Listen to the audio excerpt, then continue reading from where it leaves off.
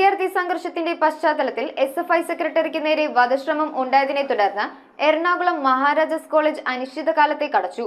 പ്രിൻസിപ്പലിന്റെ അധ്യക്ഷതയിൽ ചേർന്ന യോഗത്തിലാണ് തീരുമാനം.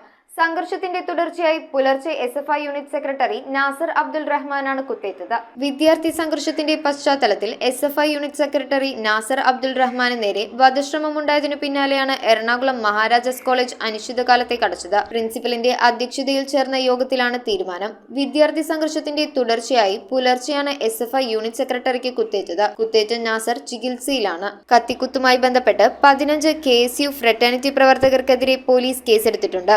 ശ്രമമടക്കം 9 വകുപ്പുകളാണ് പ്രതികൾക്കെതിരെ ചുമത്തിയത്. കോളേജിൽ നാടകോത്സവത്തിന്റെ ചുമതലക്കാരനായ നാസർ അബ്ദുൾ റഹ്മാൻ നാടക പരിശീലനത്തിന് ശേഷം ഇറങ്ങുന്നതിനിടെയാണ് ആക്രമണമുണ്ടായത്.